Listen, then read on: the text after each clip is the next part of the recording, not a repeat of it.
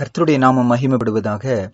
இன்று நாம் 1 ராஜாக்கள் 14ஆம் அதிகாரத்துல ஆவியானவர் நம்முடைய பிரயோஜனத்துக்காக, நம்முடைய எச்சரிப்புக்காக, நம்ம பக்தி விருத்தி அடைவதற்காக எழுதி வைத்த ஒரு சம்பவத்தை கொஞ்சம் எடுத்துக்கொண்டு அதிலிருந்து ஒரு சில சத்தியங்களை நம்ம கற்றுக்கொள்ள போறோங்க.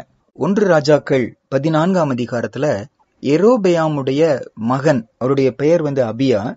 அந்த மகன் மரண அவஸ்தையில இருக்கிறாரு, சாக போகிற நிலைமையில இருக்கிறாரு, வியாதியில விழுந்து கிடக்குறாங்க. அந்த நேரத்துல யெரொபெயாம் தன்னுடைய மனைவியை அகியாங்கிற ஒரு தேவ மனிதரிடத்தில், ஒரு தீர்க்கதரிசியின் இடத்துல தன்னுடைய மனைவியை வேஷம் மாறி போகும்படி அனுப்புகிறாங்க. போகும்போது ஒரு சில காணிக்கைகளை கொடுத்து அனுப்புகிறாங்க. தன்னுடைய மகனுக்கு என்ன ஆக போகிறது என்று சொல்லி அறியும்படியாக தன்னுடைய மனைவியை யெரொபெயாம்ங்கிற இஸ்ரவேலின் ராஜா அனுப்புகிறார். யார் இந்த யெரொபெயாம்? அந்த அதிகாரத்துல நீங்க வாசிக்கும் போது புரிந்து கொள்ள முடியும். சாதாரண மனிதனாய் இருந்த அவரை கர்த்தர் பிரித்தெடுத்து இஸ்ரவேலின் ராஜாவாய் மாற்றுகிறார். 10 கோத்திரங்களின் அதிபதியாய் கர்த்தர் அவனை உயர்த்துகிறார். சாதாரண மனிதனா இருக்கிறாரு. சாலமோன் அவரை பராக்கிரமசாலியாக, நல்ல திறமை உள்ளவராக கண்டு தன்னுடைய அரசாங்கத்துல அவருக்கு வேலை கொடுக்கிறாரு. ஆனா இந்த யெரொபெயாமுடைய வளர்ச்சியை பார்த்து சாலமோனே பயப்படுகிறார், கொலை செய்ய தேடுகிறார். ஆகையால் யெரொபெயாம் தப்பி பக்கத்து ஊருக்கு போயிடுறாங்க. இப்ப சாலமோன் மரித்த உடனே அவருடைய மகன் ரெகொபெயாம் அரசாட்சிக்கு வந்தபோது இந்த யெரொபெயாம் மறுபடியும் வருகிறார். நிறைய சம்பவங்கள் நடக்கிறது. இறுதியில கர்த்தர் இந்த யெரொபெயாமை இஸ்ரவேலின் 10 கோத்திரத்துக்கு ராஜாவாய் ஆண்டவர் மாற்றுகிறார். ஆரம்பத்துல நல்லா இருந்த அவருடைய வாழ்க்கைங்க, நாட்கள் செல்ல செல்ல கர்த்தருக்கு விரோதமாய் நடக்கிறாரு. தன்னுடைய ஆட்சியை நிலைநிறுத்தணும்னு சொல்லி மாம்சமா முயற்சித்து ஜனங்க எருசலேமுக்கு போயிட்டா, ஆண்டவரை ஆராதிப்பதற்காக அந்த ஊருக்கு போயிட்டா, சாலமோனின் குமாரன் பக்கமா சாஞ்சிருவாங்க, அங்க போக விடக்கூடாதுன்னு சொல்லி 2 கன்று குட்டிகளை செஞ்சு தன் தேசத்துல வைத்து அதற்கு பண்டிகையை செய்கிறார். அதற்கு ஆசாரியர்களை நியமிக்கிறார். லேவியர்கள் அல்லாத ஈனமானவர்களை ஆசாரியர்களாக நியமிக்கிறார். தானே ஒரு பண்டிகையை இருதயத்துல நிர்ணயம் பண்ணி ஒரு நாளை குறிச்சு பண்டிகை ஆசரிக்கிறார். ஜனங்கள் சீர்கெட்டு போக அவர் காரணமாகிறார். எந்த அளவுனாங்க, நீங்க இதுக்கப்புறம் வாசிக்கும் போதெல்லாம் இந்த யெரொபெயாமின் பாவத்தில் அவங்களும் விழுந்தாங்க. யெரொபெயாம் என்ன செய்தாரோ அதே அவங்க செய்தாங்க என்று சொல்லி, எப்படி தாவீது பரிசுத்தத்துக்கு ஒரு ஸ்டாண்டர்டா இருந்தாரோ அந்த மாதிரி பாவத்துக்கு, தேவனை விட்டு வழி விலகுவதற்கு, விக்கிரகாராதனை செய்வதற்கு இந்த யெரொபெயாம் ஒரு ஸ்டாண்டர்டாய் மாறுகிறத பாக்குறோம். அந்த அளவு ஒரு கேவலமான மனிதரா, அந்த அளவு மோசமான, கர்த்தருக்கு விரோதமான ஒரு மனிதரா இந்த யெரொபெயாம் மாறுகிறார். ஆனா ஆண்டுடைய அன்பு என்னன்னாங்க, இந்த யெரொபெயாமும் மனம் திரும்பணும் என்று சொல்லி ஆண்டவர் கிருபை காட்டுகிறார். இதுக்கு முன்னால தீர்க்கதரிசி அனுப்புகிறார், ஒரு தேவ மனிதரை அனுப்புகிறார். கைகள் எல்லாம் மரத்து போகிறது. அப்போ அந்த தீர்க்கதரிசிட்ட சொல்லி, அந்த தேவ மனிதர்கிட்ட சொல்லி எனக்காக ஜெபம் பண்ணுங்கன்னு சொல்லி சொல்லுகிறார். அதாவது பலிபீடத்துல நின்னு ஒரு பலி செலுத்துகிறாரு. அப்போ இந்த தேவ மனிதன் அவருக்கு விரோதமா பேசுகிறாரு, பலிபீடத்துக்கு விரோதமா பேசுகிறாரு. உடனே அவனை பிடிங்கன்னு கையை நீட்டுகிறார். கை அப்படியே மரத்து போகிறது. புரிந்து கொள்ளுகிறார், இது தேவனுடைய செயல் என்று சொல்லி, எனக்காக நீ ஜெபம் பண்ணுன்னு சொல்லி கேட்கிறார். அந்த தேவ மனிதனும் வசனம் சொல்லுது, வருந்தி ஜெபிக்கிறார். கர்த்தர் மறுபடியும் கைகளை பழைய கைகளை போல மாற்றுகிறார். இது ஒரு எச்சரிப்பு அவருக்கு. ஆனாலும் மனம் திரும்ப மாட்டேங்கிறார். எத்தனையோ காரியங்கள் கர்த்தர் செய்கிறார், அன்பினால மனம் திரும்பல. ஆனா இப்போ ஆண்டவர் ஒரு காரியத்தை கைகளில எடுத்து இந்த யெரொபெயாம் மனம் திரும்பணும்னு சொல்லி செய்கிறார். என்ன செய்கிறாருன்னா, அவருக்கு பிரியமான மகனான அபியாவுக்கு ஒரு வியாதியை ஆண்டவர் அனுப்புகிறார். வியாதியிலே விழுந்து போகிறாங்க என்று சொல்லி முதல் வசனத்துல நீங்க வாசிக்க முடியும். அப்போ ஏன் இதை ஆண்டவர் செய்கிறார்? யெரொபெயாம் மனம் திரும்பணும் என்பதற்காக. ஒரு சின்ன மனம் திரும்புதல் வருவது போல இருக்கும் அந்த அதிகாரத்தின் ஆரம்பத்துல நம்ம வாசிக்கும் போது. ஏன்னா இதுவரைக்கும் மெய்தேவனை தேடாதவர் இந்த இடத்துல அந்த மெய்தேவனின் தீர்க்கதரிசிட்ட தன்னுடைய மனைவியை அனுப்புகிறத பார்க்கிறோம். ஒரு சின்ன மனம் திரும்புதல், ஆனா கர்த்தர் விரும்புகிற மனம் திரும்புதல் அந்த இடத்துல இருக்கல. நான் இதுல தேவனுடைய அன்பை தான் பார்க்கிறோம். அவ்வளவு மோசமான ஒரு ராஜா, அவ்வளவு கர்த்தருக்கு விரோதமான ஒரு ராஜா, ஆனா அவரும் கெட்டு போவது தேவனுக்கு சித்தம் அல்ல. இந்த சம்பவம் நமக்கு அழகாய் காட்டுகிறதுங்க. நம்ம ஒரு முறை 1 ராஜாக்கள் 14ஆம் அதிகாரம் முதல் 6 வசனங்களை நம்ம சேர்ந்து வாசிச்சிடலாங்க. 1 Kings chapter 14 verses 1 to 6. அக்காலத்திலே யெரொபெயாமின் குமாரனாகிய அபியா வியாதியில் விழுந்தான். அப்பொழுது யெரொபெயாம் தன் மனைவியை பார்த்து, நீ எழுந்து, நீ யெரொபெயாமின் மனைவி என்று ஒருவரும் அறியாதபடிக்கு வேஷம் மாறி சீலோவுக்கு போ. இந்த ஜனத்தின் மேல் நான் ராஜாவாவேன் என்று என்னோடே சொன்ன தீர்க்கதரிசியாகிய அகியா அங்கே இருக்கிறான். நீ உன் கையில 10 அப்பங்களையும் பணியாரங்களையும் 1 கலசம் தேனையும் எடுத்துக்கொண்டு அவனிடத்திற்கு போ. பிள்ளைக்கு சம்பவிக்க போகிறது இன்னதென்று அவன் உனக்கு அறிவிப்பான் என்றான். அப்படியே யெரொபெயாமின் மனைவி செய்தாள். அவள் எழுந்து சீலோவுக்கு போய் அகியாவின் வீட்டிற்குள் பிரவேசித்தாள். அகியாவோ முதிர் வயதானதினால் அவன் கண்கள் மங்கலடைந்து பார்க்க கூடாதிருந்தான். கர்த்தர் அகியாவினிடத்தில், இதோ யெரொபெயாமின் மனைவி வியாதியாயிருக்கிற தன் குமாரனுக்காக உன்னை ஒரு விசேஷம் கேட்க வருகிறாள். நீ அவளுக்கு இன்ன பிரகாரமாக சொல்ல வேண்டும். அவள் உட்பிரவேசிக்கிற போது தன்னை அந்நிய ஸ்திரீயாக காண்பிப்பாள் என்றார். ஆகையால் வாசற்படிக்குள் பிரவேசிக்கும் அவளுடைய நடையின் சத்தத்தை அகியா கேட்ட உடனே அவன், யெரொபெயாமின் மனைவியே, உள்ளே வா, உன்னை அந்நிய ஸ்திரீயாக காண்பிக்கிறது என்ன? துக்க செய்தியை உனக்கு அறிவிக்க நான் அனுப்பப்பட்டேன். பாருங்க, இந்த சம்பவத்துல, அதாவது இதுல முதல் 18 வசனங்கள்ல 5 சத்தியங்களை நம்ம கொஞ்சம் யோசிக்க போறோம். முதல் காரியம் கவனிச்சு பாருங்க. இந்த யெரொபெயாம் தன்னுடைய மனைவியை வேஷம் மாறி போக சொல்லுகிறாங்க.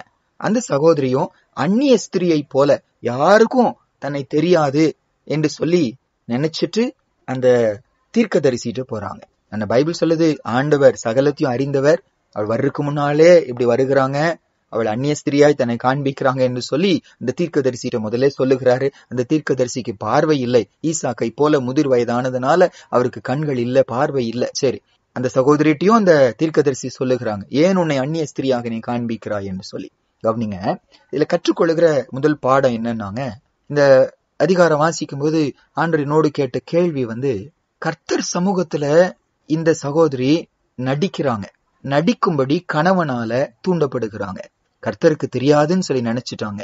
ஆனா ஆண்டவர் சகலத்தையும் அறிந்தவர், வர்றதுக்கு முன்னாலே இப்படி ஒருத்தர் வர்றாங்க, ஏஷம் மாதிரி வர்றாங்க, அந்நிய ஸ்திரியை போல காண்பிப்பாங்க என்று சொல்லி தீர்க்கதரிசிக்கு சொல்லி அவங்களுக்கு சொல்ல வேண்டிய செய்தியை ஆண்டவர் கொடுக்கிறார். இதுல கற்றுக்கொள்ளுகிற பாடம் என்னன்னாங்க, நாமும் கூட நிறைய தடவை ஒரு மாயையான ஒரு சிந்தனைக்குள்ள போயிடுறோம். கர்த்தருக்கு தெரியாது என்பது போல நம்ம நினைச்சிடறோம். ஆண்டவர் இதெல்லாம் கண்டுக்கிறது இல்லைன்னு சொல்லி நினைச்சிடறோம். ஆண்டவர் சமூகத்துல வரும்போது திறந்த உள்ளத்தோடு வராம நடிக்கிறவர்களாக வருகிறோம், வேஷம் மாறி வருகிறோம்.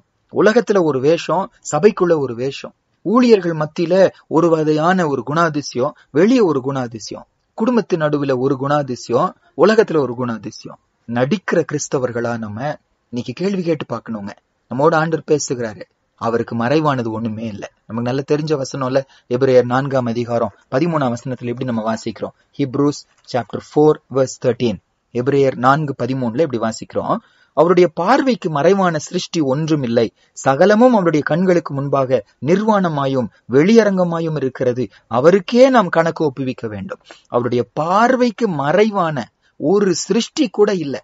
நம்ம கண்களுக்கு தெரியாத எத்தனையோ சிருஷ்டிகள், எத்தனையோ பாக்டீரியாக்கள், எத்தனையோ வைரஸஸ்கள் வெளியே இருக்கிறது, நமக்கு தெரியாது. கடலுக்குள்ள எத்தனையோ சின்ன சின்ன நம்ம கண்களுக்கு புலப்படாத தெரியாத எத்தனையோ காரியங்கள் உண்டு. ஆனா அத்தனையும் கர்த்தருக்கு முன்பாக, அவருடைய பார்வைக்கு முன்பாக வெளியரங்கமாய் நிர்வாணமாய் இருக்கிறதா. எல்லாவற்றையும் காண்கிற தேவன் நம்மை மட்டும் அறிய மாட்டாரா? நம்மளை மட்டும் கண்டுக்காம விட்டுருவாரா? ஒன்றுமில்லாதவர்களைப் போல, ஒன்றும் செய்யாதவர்களைப் போல, கேயாசி அன்னைக்கு எலிசா தீர்க்கதரிசிக்கு முன்னால நின்றது போல, அனனியா சப்பீரால் அன்னைக்கு அப்போஸ்தலர்கள் முன்னால நின்றது போல, இன்னைக்கு நாமும் ஒன்று செய்யாதவர்களைப் போல கர்த்தருக்கு முன்னால நடிக்கிறோமா? கர்த்தருடைய பிள்ளைங்க வசனம் கேட்டு கேட்டு ஜெபத்தை பண்ணி நம்முடைய லாங்குவேஜே ஒருவேளை மாறிடுச்சு. உண்மையான அர்ப்பணிப்பு இல்ல, ஆனா அர்ப்பணிக்கிறது போல நம்ம பேசி விடுகிறோம். உண்மையான தாழ்மை இல்லை, தாழ்மை போல பேசி விடுகிறோம். உண்மையான அன்பு இல்ல, அன்பு போல பேசி விடுகிறோம். ஆண்டவருக்கு இது நடிப்பு, இது ஆண்டவருக்கு துக்கம் கொடுக்கிறது. பைபிள் சொல்லுதுங்க, ஒரு நாள் வரப்போகிறது, அந்த நாள்ல ஆண்டவர் நம்முடைய கிரியைகளுக்கு மட்டுமல்ல, நம்முடைய செயல்களுக்கு மட்டுமல்ல, நம்முடைய பேச்சுக்கு மட்டுமல்ல, அந்த வசனம் அந்த இடத்துல சொல்லுதுங்க, நம்முடைய யோசனைகளையும் கர்த்தர் வெளியே கொண்டு நியாயம் தீர்ப்பாரா. அந்த வசனம் வாசிச்சிடலாமாங்க? 1 கொரிந்தியர் 4ஆம் அதிகாரம் 5ஆம் வசனத்துல, 1 Corinthians chapter 4 verse 5. 1 கொரிந்தியர் 4ஆம் அதிகாரம் 5ஆம் வசனம் நம்ம சேர்ந்து வாசிக்கலாங்க. ஆனதால் கர்த்தர் வரும் அளவும் நீங்கள் காலத்துக்கு முன்னே யாதொன்றை குறித்தும் தீர்ப்பு சொல்லாதிருங்கள். இருளில் மறைந்திருக்கிறவைகளை அவர் வெளியரங்கமாக்கி இருதயங்களின் யோசனைகளையும் வெளிப்படுத்துவார். அப்பொழுது அவனவனுக்குரிய புகழ்ச்சி தேவனால் உண்டாகும். இந்த வசனம் சொல்லுது, இருளில் இன்னைக்கு மறைஞ்சிருக்கிறது, மறைவாய் இருக்கிறது, யாருக்கும் தெரியலன்னு சொல்லி நினைக்கிறோம், அவைகளை கர்த்தர் எனக்கு வெளியரங்கமாக்குவார். அதோடு நிக்கல, வசனம் சொல்லுது, இருதயங்களின் யோசனைகளையும் வெளிப்படுத்துவார். என்னுடைய தவறான சிந்தனைகளை வெளிப்படுத்துவார். ஆங்கிலத்துல போட்டிருக்கு மை இன்டென்ஷன்ஸ், என்னுடைய ஹார்ட்டோட இன்டென்ஷன்ஸ் வரும்போது நம்முடைய நோக்கங்கள், நாம் ஏன் அதை செய்கிறோம், ஜெபத்துக்கு வருகிறோம், ஊழியம் செய்கிறோம், காணிக்கை கொடுக்கிறோம், ஏழைகளுக்கு உதவி செய்கிறோம், அதிகாலையில எழுந்திருக்கிறோம், எல்லாத்துக்கும் பின்னால மனுஷர் வெளிய பிரகாரமான காரியத்தை பார்த்தாலும் கர்த்தரோ ஏன் இதை செய்கிறாய், உன்னுடைய நோக்கம் என்ன, இன்றைக்கு ஊழியத்துக்கு வருவதின் நோக்கம் என்ன, இன்றைக்கு காணிக்கை கொடுப்பதின் நோக்கம் என்ன, இன்றைக்கு இந்த ஏழைக்கு உதவி செய்வதின் நோக்கம் என்ன, கர்த்தரை மகிமைப்படுத்தணும்னு சொல்லியா,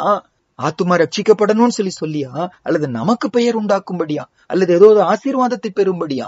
ஒரு நாள் வரப்போகிறதா இருதயத்தின் யோசனைகள், intentions of my heart will be revealed, ஒரு நாள் வெளியே வரப்போகிறது. அப்பேற்பட்ட பெரிய ஆண்டவர் நம்முடைய ஆண்டவராக இருக்கும்போது அவருக்கு முன்னால் என்னத்தை மறைக்க முடியுங்க? பழைய பாடல் ஒன்று, நான் பாவிதான் ஆனாலும் நீ மாசற்ற ரத்தம் சிந்தினேர், இதோ நான் வருகிறேன் என்று சொல்லி அந்த பாடல் ஆங்கிலத்துல என்ன போட்டிருக்குன்னா, ஜஸ்ட் as I am, இருக்கிற வண்ணமாய் நான் வருகிறேன் ஆண்டவரே, உமக்கு முன்னால நான் நடிக்கல சுவாமி, நான் நல்லவனா என்ன காண்பிக்கல சுவாமி, கெட்டுப்போன இருதயம் உள்ளவனா, பாவம் உள்ளவனா, பாவியாக உங்க சமூகத்துல வருகிறேன். இந்த வசனத்தை கேட்டுக்கொண்டிருக்க எனக்கு உங்களுக்கும் முதல்ல இன்னைக்கு ஆண்டவர் வைக்கிற கேள்வி என்ன? எனக்கு முன்னால நடிக்கிற கிறிஸ்தவனா, ஒரு மாய்மாலமான ஒரு கிறிஸ்தவனா? பைபிள்ல மறுபடியும் அந்த பரிசேயரை பார்த்து இயேசுப்பா சொல்வாரு, மாயக்காரராகிய திரும்பி ஆண்டவர் கடிந்து கொள்வார். உங்களுக்கு ஐயோ என்று சொல்வாரு. வேத பாரகரே, பரிசேயரே, உங்களுக்கு ஐயோ, மாய்மாலம் கர்த்தர் வெறுக்கிற ஒன்று. இருக்கிற வண்ணமான்னுட்டு வருவோமா? முதலில் சத்தியனி காண்ட நம்மோடு கூட பேசுறாரு, அவருக்கு முன்னால நடிக்கிறவர்களா நான் இருக்கக்கூடாது. இரண்டாவதுங்க, இந்த யெரொபெயாமுக்குள்ள கர்த்தர் கிரியை செய்கிறாரு. தன்னுடைய மகன் வியாதியில படுத்துட்டான், பிழைக்க மாட்டாங்கிற சூழ்நிலை வந்த போது தன்னுடைய தெய்வத்தின் பக்கமா போகல, தன்னுடைய ஆசாரியர் பக்கமா போகல, தன்னுடைய ஜனத்தெல்லாம் வழிவி போக பண்ணினாரு. அந்த வழியில இவர் போகாம ஆதியில கர்த்தரோடு உறவு இருந்துச்சே, கர்த்தருடைய சத்தத்தை கேட்டாரு, கர்த்தரால நடத்தப்பட்டாரு, அந்த இருதயம் வருகிறது, கர்த்தர் பக்கமா போறார். ஆனா கர்த்தர் பக்கமா போய் ஆண்டவரே நான் தப்பு செஞ்சுட்டேன் ஆண்டவரேன்னு சொல்லி கேட்காம ஆண்டவரை காணிக்கை கொடுத்து திருப்திப்படுத்திடலாம், ஏதோ ஒண்ணு கொடுத்து, ஊழியக்காரனுக்கு ஏதோ ஒண்ணு கொடுத்து ஆண்டவர்கிட்ட பதில் வாங்கிடலாம் என்று சொல்லி நினைக்கிறார். வாசிக்கலாம் அந்த வசனத்தை. 1 ராஜாக்கள் 14ஆம் அதிகாரம் 3ஆம் வசனத்துல தீர்க்கதரிசிட்டே அவர் அனுப்புகிறாரு. அனுப்பும் போது சொல்லுகிறார், நீ சும்மா போகாத, நீ உன் கையிலே 10 அப்பங்களையும், 1 ராஜாக்கள் 14ஆம் அதிகாரம் 3வது வசனம், நீ உன் கையிலே 10 அப்பங்களையும் பணியாரங்களையும் ஒரு கலசம் தேனையும் எடுத்துக்கொண்டு அவனிடத்துக்கு போ, பிள்ளைக்கு சம்பவிக்க போகிறது இன்னதென்று அவன் உனக்கு அறிவிப்பான்.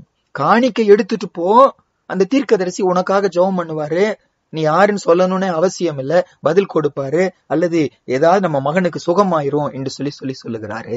மனம் திரும்புதல் இருக்கல, மனம் திரும்புதலுக்கு பதிலா அதற்கு ஒரு சப்ஸ்டிடியூட்டா காணிக்கைகளை கொண்டு வந்து கொடுக்கிறார். ஆண்டவர் வேதனையோடு கேட்கிறாரு. ஏசாயா 1ஆம் அதிகாரத்துல நம்ம அந்த வசனம் வாசிக்கலாங்க. ஏசாயா 1ஆம் அதிகாரம் வேதனையோடு கேட்கிறார் ஆண்டவர். தன்னுடைய ஜனங்களை பார்த்துதான் பேசுறார் அந்த அதிகாரத்துல.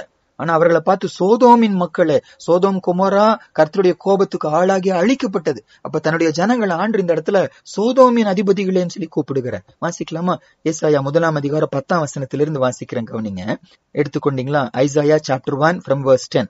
சோதோமின் அதிபதிகளே, கர்த்தருடைய வார்த்தையை கேளுங்கள், குமோராவின் ஜனமே, நமது தேவனுடைய வேதத்துக்கு செவி கொடுங்கள். சோதோமுக்கும் குமாருக்கும் கர்த்தருக்கும் வேதத்துக்கும் சம்பந்தமே இல்லை. அதனால தன்னுடைய ஜனங்கள் அந்த அளவு கெட்டு போனவர்களா இருந்ததுனால சோதோமின் அதிபதிகளை போல என் ஜனங்கள் இருக்கிறாங்க, குமோராவின் ஜனத்தை போல என் ஜனம் இருக்கிறாங்க என்று சொல்லி வேதனையோடு அவங்கள பார்த்து பேசுறாரு. செவி கொடுங்கன்னு சொல்லி, மனம் திரும்புங்கன்னு சொல்லி கூப்பிடுகிறார். என்ன சொல்றாருன்னா, உங்கள் பலிகளின் திரள் எனக்கு என்னத்துக்கு என்று கர்த்தர் சொல்லுகிறார். ஆட்டுக்கடாக்களின் தகன பலிகளும் கொழுத்த மிருகங்களின் இனமும் எனக்கு அரோசிகமாய் இருக்கிறது. காளைகள், ஆட்டுக்குட்டிகள், கடாக்களுடைய இரத்தத்தின் மேல் எனக்கு பிரியமில்லை. நீங்கள் என் சந்நிதியில் வரும்போது என் பிரகாரங்களை இப்படி மிதிக்க வேண்டும் என்று உங்களிடத்தில் கேட்டது யார்? இனி வீண் காணிக்கைகளை கொண்டு வர வேண்டாம். தூபம் காட்டுதல் எனக்கு அருவருப்பாய் இருக்கிறது. நீங்கள் அக்கிரமத்தோட ஆசரிக்கிற மாத பிறப்பையும் ஓய்வு நாளையும் சபை கூட்டத்தையும் நான் இனி சகிக்க மாட்டேன். உங்கள் மாத பிறப்புகளையும் உங்கள் பண்டிகைகளையும் என் ஆத்துமா வெறுக்கிறது. அவைகள் எனக்கு வருத்தமாய் இருக்கிறது. அவைகளை சுமந்து இழைத்து போனேன். நீங்கள் உங்கள் கைகளை விரித்தாலும் என் கண்களை உங்களை விட்டு மறைக்கிறேன். நீங்கள் மிகுதியாய் ஜெபம் பண்ணினாலும் கேளேன். உங்கள் கைகள் இரத்தத்தினால் நிறைந்திருக்கிறது.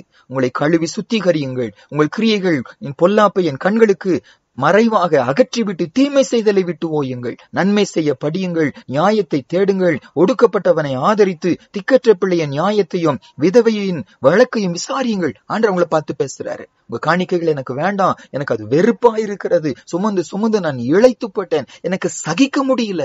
பிரதர் அண்ட் சிஸ்டர், இந்த வசனத்தை கேட்டுக்கொண்டிருக்கிற நானும் நீங்களும் என்னோட ஆண்டவர் பேசுகிறாரு.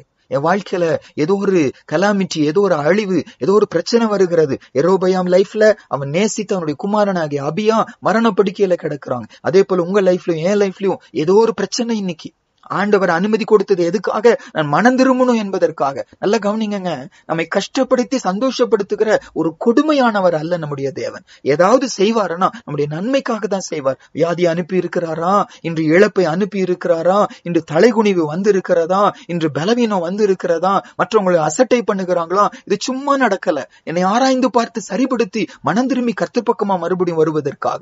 நானும் அதை சரி செய்யாம காணிக்கை அனுப்புகிறேன். நிறைய ஊழியர்கள், நிறைய ஊழியங்கள் எழும்பி விட்டது. எங்களுக்கு ஒரு ஸ்கொயர் ஃபுட்டுக்கு இவ்வளவு காசு அனுப்புங்க, எங்க ஜெபகோரபுரத்துக்கு நீங்க காசு அனுப்புங்க, எங்க சபைக்கு நீங்க காசு அனுப்புங்க, இந்த ஓல்டேஜ் ஹோமுக்கு அனுப்புங்க, இந்த அனாதை இல்லத்துக்கு அனுப்புங்க, கர்த்தர் உங்களை ஆசீர்வதிப்பார். நாமும் அனுப்பி பார்க்கிறோம்.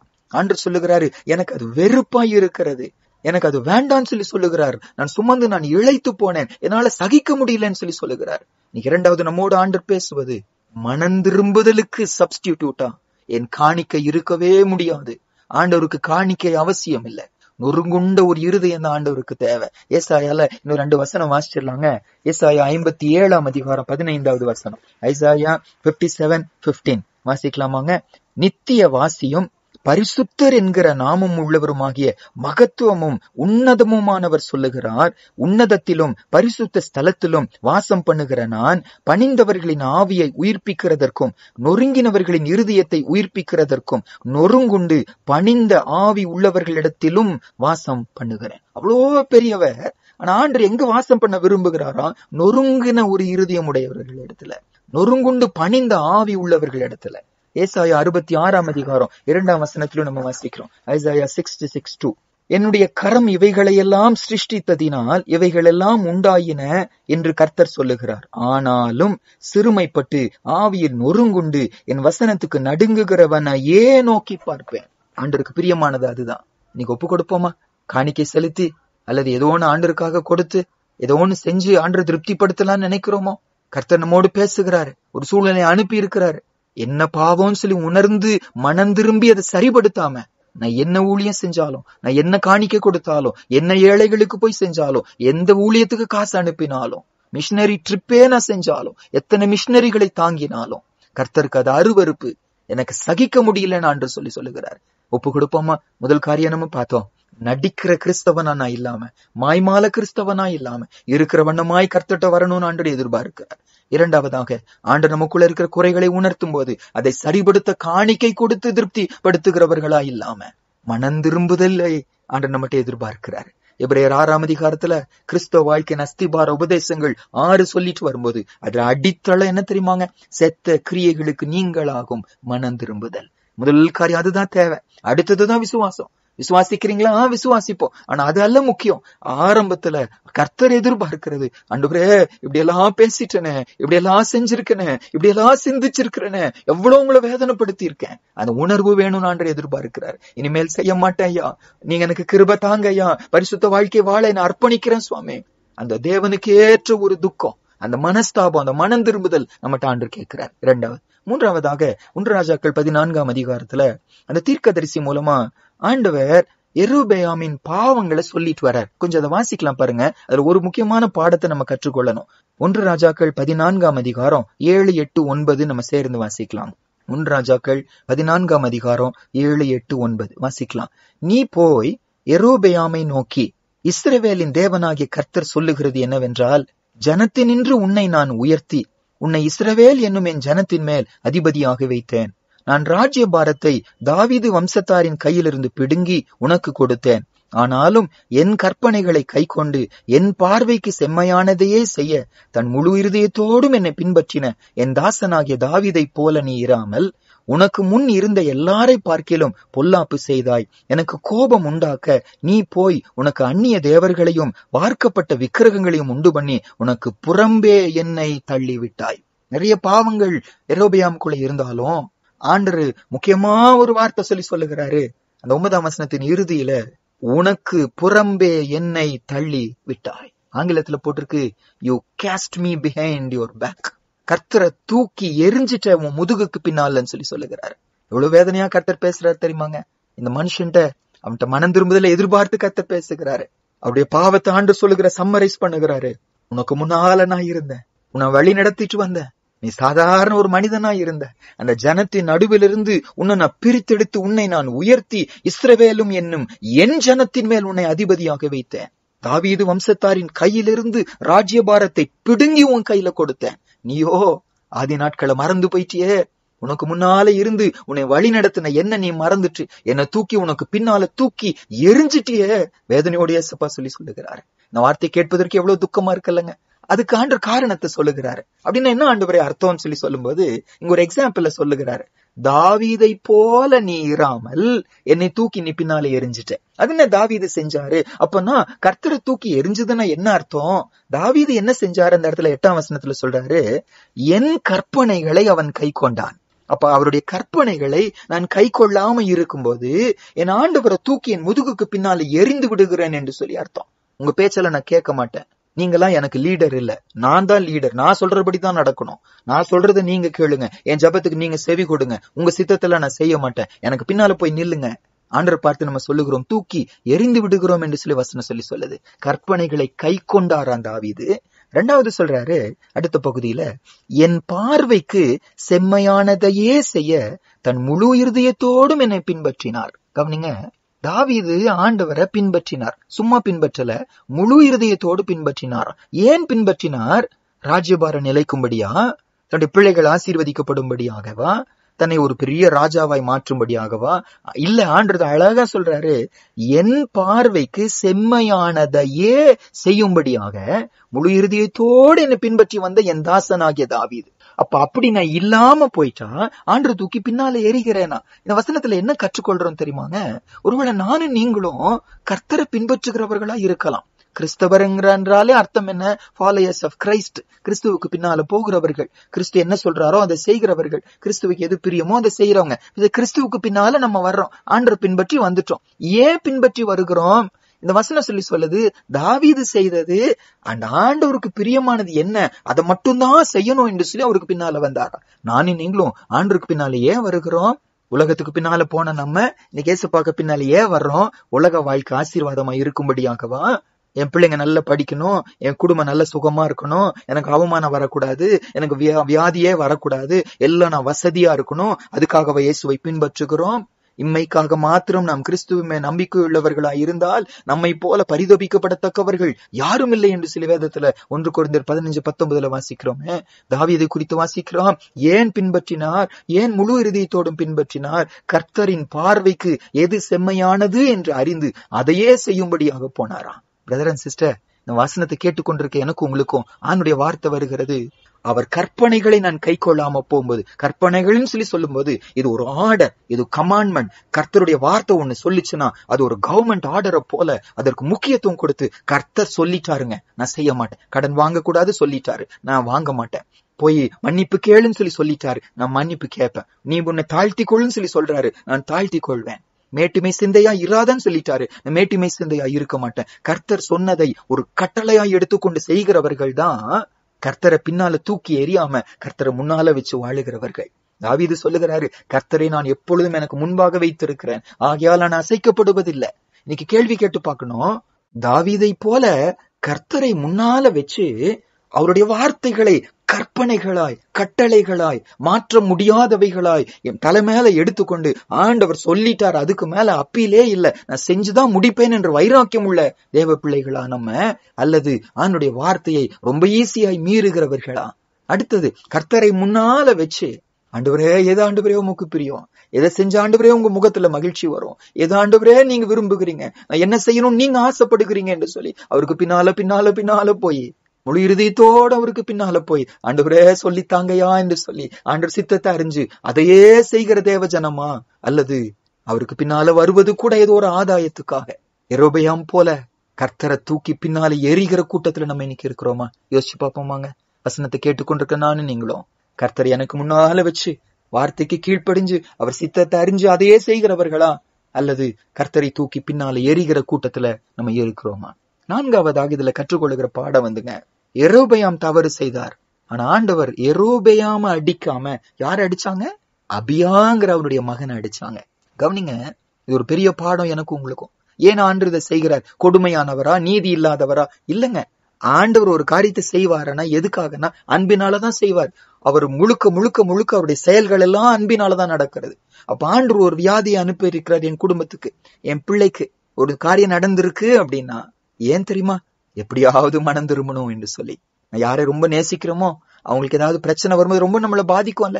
அப்ப நம்ம இந்த இடத்துல அபியாவை ஆண்டவர் அடிச்ச காரணம் என்ன? யெரொபெயாமுக்குள்ள மனம் திரும்புதல் வரணும். ஒரு சின்ன மனம் திரும்புதல் வந்துச்சு. ஆனா கர்த்தர் விரும்புகிற மனம் திரும்புதல் வரல அவர்கிட்ட. இன்னைக்கு எனக்கு உங்களுக்கும் நம்ம பிள்ளைங்க இன்னைக்கு பலவீனப்பட்டு இருக்கிறாங்களா? நம்ம பிள்ளைங்க இன்னைக்கு வித்தியாசமா நடந்து கொண்டு இருக்கிறார்களா? நம்ம பிள்ளைங்க எங்கேயோ பாவத்துக்குள்ள போயிட்டு இருக்கிறாங்களா?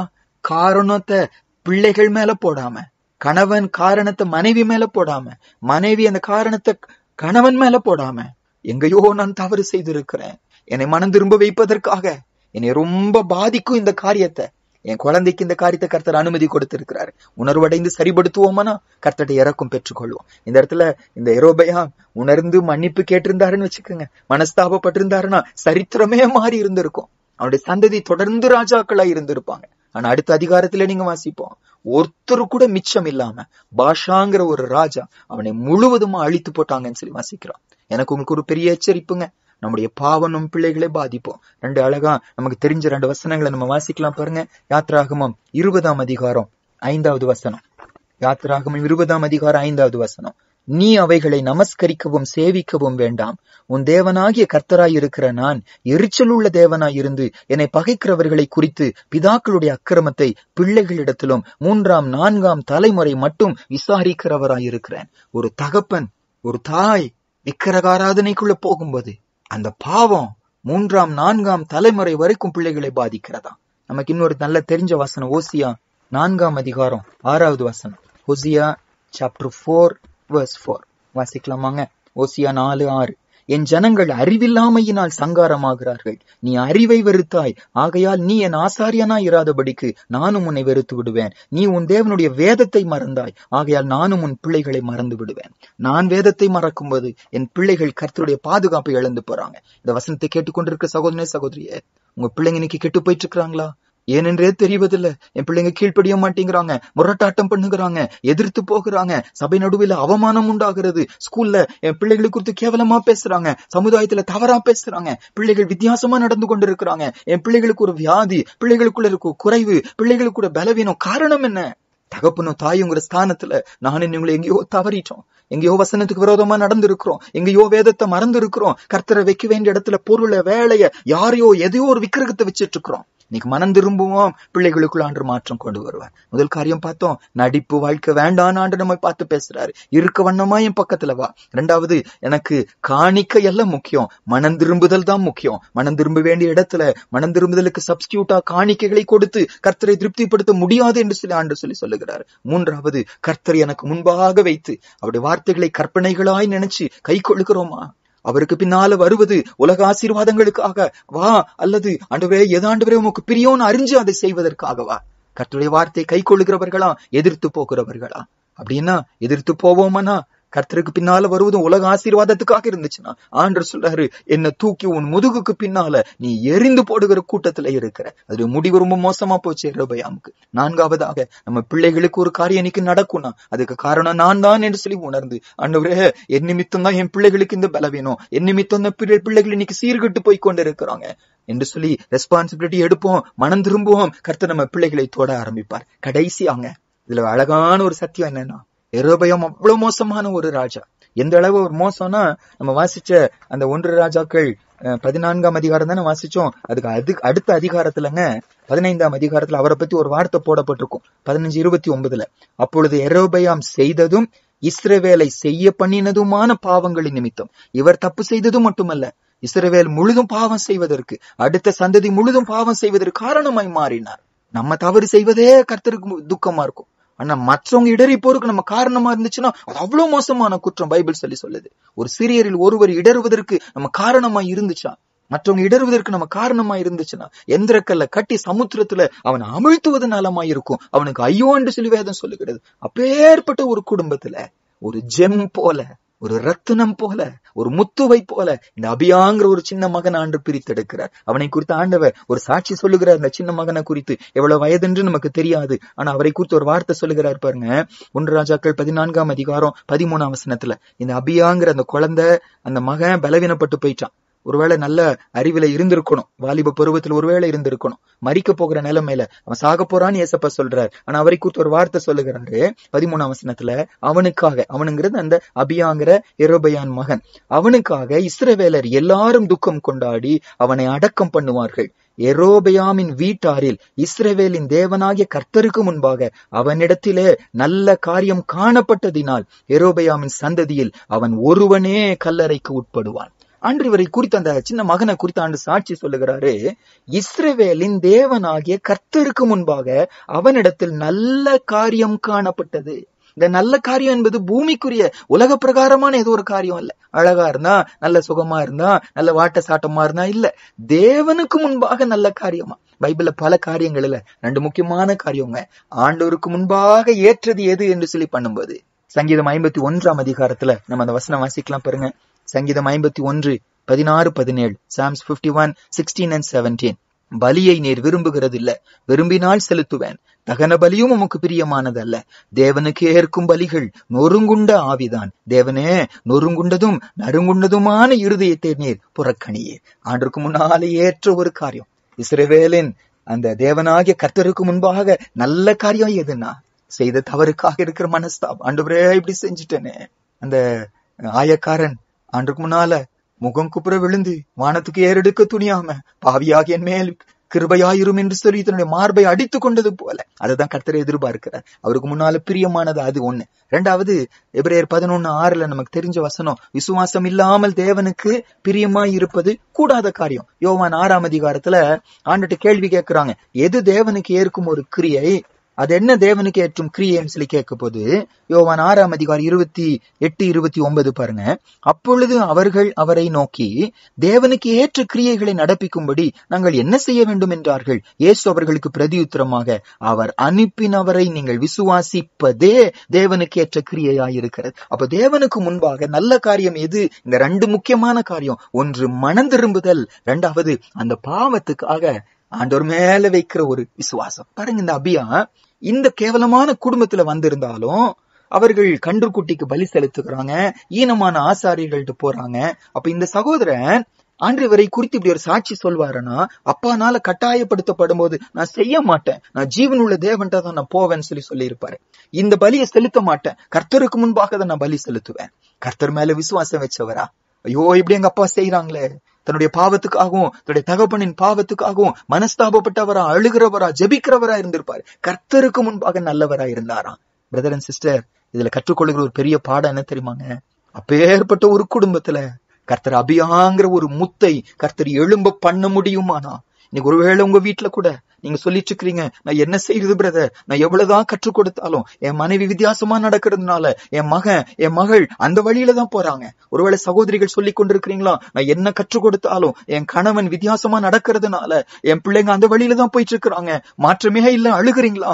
இப்ப ஏற்பட்ட ஒரு குடும்பத்துல அபியாவை கர்த்தர் எழுப்ப முடியுமானா, சகோதரனே சகோதரியே, உங்க குடும்பத்துல கூட அபியாக்களை கர்த்தர் எழுப்ப முடியும். உங்க பிள்ளைகளை ஒரு அபியாவை மாற்ற முடியும். இந்த அபியாங்கிற வார்த்தைக்கு அர்த்தம், ஜெகோவா இஸ் மை ஃபாதர், யெகோவாகிய தேவன் தான் என் பிதா, அவர் தான் என் தகப்பன். ஆரம்பத்துல அப்படி ஒரு அர்ப்பணிப்போடு தான் இந்த குடும்பம் இருந்து இருக்கிறது. ஆனா இந்த சகோதரனும் அப்படியே வாழ்ந்துட்டு வந்திருக்கிறாரு. இன்னைக்கு நீங்க கூட ஜெபிக்கும் போது, ஆண்டுட்டு அர்ப்பணிக்கும் போது, நம்ம சபையில பிள்ளைங்க வித்தியாசமா போயிட்டு இருக்கிறாங்களா, இன்னைக்கு கர்த்தரால மாற்ற முடியும். கர்த்தரை தகப்பனாய் வைத்து, கர்த்தரை பிரியப்படுத்தி, கர்த்தருடைய பார்வையில நன்மையானவைகளை செய்கிற பிள்ளைகளா கர்த்தர் மாற்ற முடியும். நம்ம ஒப்பு கொடுத்து ஜெபிப்போமா? இந்த 5 சத்தியங்களுக்கு நம்ம அர்ப்பணித்து ஜெபித்து முடிப்போம். மகா பரிசுத்தம் உள்ள எங்க நல்ல தகப்பனே, இன்று எங்களோடு பேசின வார்த்தைக்காய் நன்றி செலுத்துகிறோம். எங்களுக்குள்ள இருக்கிற நடிப்பு வாழ்க்கையை நீங்க சுட்டி காட்டி, மாய்மால வாழ்க்கையை சுட்டி காட்டி, அது உமக்கு துக்கம் கொடுக்கிறது என்று சொல்லி பேசுவதற்காக ஸ்தோத்திரம். உமக்கு முன்னாலே எதுவுமே மறைக்க முடியாதே ஆண்டவரே. இருக்கிற வண்ணமாய் உங்க பக்கத்துல வருகிற சபைகளா எங்களை இன்னைக்கு மாற்றும்படியா நாங்கள் ஜெபிக்கிறோம் சுவாமி. பாவம் உணர்த்தப்பட்டாலும் அந்த பாவ உணர்வை ஆண்டவரே சரிபடுத்துவதற்காக, இந்த மனசாட்சி குத்தப்படுவதை சரிபடுத்துவதற்காக நாங்க காணிக்கை கொடுத்து ஊழியம் செஞ்சு ஏழைகளுக்கு உதவி செஞ்சு ஏதோ செய்கிற கூட்டத்துல ஒருவேளை நாங்க இன்னைக்கு இருப்போம்னா நீங்க மனம் திரும்புகிறோம் ஆண்டவரே. மன்னிங்க ஏசப்பா. காணிக்கை கொடுத்து திருப்தி செய்யத்தக்கவர் நீர் இல்ல ஆண்டவரே. உமக்கு ஏற்கும் பலிகள் நொறுங்குண்ட ஆவிதான் இன்னைக்கு ஒப்பு கொடுக்கிறோம். மனம் திரும்புதலுக்கு எங்களை அர்ப்பணிக்கிறோம். ஆவியானவரே, மனம் திரும்புதலை எங்களுக்குள்ள உண்டாக்குங்கன்னு சொல்லி நாங்கள் ஜெபிக்கிறோம். வசனத்தை யாரெல்லாம் கேட்டுக்கொண்டு இருக்கிறார்களோ, கர்த்தர் எந்த பாவத்தை உணர்த்தி இருக்கிறீரோ, மனம் திரும்ப இப்பொழுது நீங்க கிருபை கொடுங்க சுவாமி. யெரொபெயாம் உம்மை தூக்கி பின்னாலே எரிஞ்சார் என்று வேதனையா சொன்னீங்க. எங்களை குறித்து இந்த வார்த்தை சொல்லக்கூடாதுப்பா. எங்க முன்னால நிக்கிற நீங்க அன்ற துக்கத்தோட எங்களை பார்க்க கூடாது. அன்னைக்கு அந்த பேதுருவ துக்கத்தோட நீங்க பாத்தீங்களே, அன்னைக்கு எருசலேம்ங்கிற அந்த பட்டணத்தை ஆண்டவரே நீங்க வேதனையோடு பார்த்து கண்ணீர் விட்டீங்களே ஆண்டவரே. அன்னைக்கு மரியாளை பார்த்து அழுதீங்களே சுவாமி. அப்படி எங்களை பார்த்து அழுகிறவரா நீங்க இல்லாம நீங்க சந்தோஷப்படுகிறவரா எங்களை மாற்றுங்க சுவாமி. உங்களுடைய வார்த்தையை கட்டளையா எடுத்து கீழ்ப்படிய உதவி செய்யுங்க. உமக்கு பின்னால வருவது உலக ஆசீர்வாதங்களுக்காக இல்லாம, உலக உயர்வுக்காக இல்லாம, உங்க சித்தம் என்னன்னு சொல்லி அறிஞ்சு அதையே செய்வதற்காக உங்க பின்னால வர எங்களுக்கு நீங்க கிருபை கொடுங்க. எங்க பாவத்து நிமித்தம் பிள்ளைகள் இன்னைக்கு தண்டிக்கப்படுகிறாங்க, பிள்ளைங்க பாதிக்கப்படுகிறாங்கன்னு சொல்லி உணர்ந்தவர்களா இன்னைக்கு மனம் திரும்ப நாங்க ஒப்பு கொடுக்கிறோம். எல்லாத்துக்கும் மேல எங்க குடும்பங்களிலும் அபியாக்கள் எழும்பட்டும் ஏசப்பா. எங்க சபைகளில அபியாக்கள் எழும்பட்டும் சுவாமி. கர்த்தருக்கு முன்பதாக நன்மையானவைகளை செய்கிற, நல்ல காரியங்களை செய்கிற அபியாக்கள் எங்க சபைகளில, குடும்பங்களில, சண்டே கிளாஸ்ல, அன்று யூத் மத்தியில கர்த்தர் எழுப்பும்படியா நாங்கள் ஜெபிக்கிறோம் சுவாமி. கர்த்தர் செய்ய வல்லவர் என்று புரிந்து அன்னைக்கு யெரொபெயாம் வீட்டுல அபியாவை எழுப்பினது போல எங்க வீடுகளிலும் அபியாக்கள் எழும்பட்டும். கர்த்தரையே தகப்பனாய் கொண்டு அந்த தகப்பனை பிரியப்படுத்தி வாழுகிற பிள்ளைங்க எழும்ப போவதற்காக உமக்கு நன்றி செலுத்துகிறோம். ஜெபத்தை கேட்டதற்காக நன்றி. ஆவியானவரே, தொடர்ந்து இந்த வார்த்தைகள் எங்களோடு பேசிக்கொண்டே இருக்கட்டும். துதி கன மகிமை உமக்கு செலுத்தி இயேசுவின் மூலம் ஜெபிக்கிறோம் நல்ல பிதாவே. ஆமென்.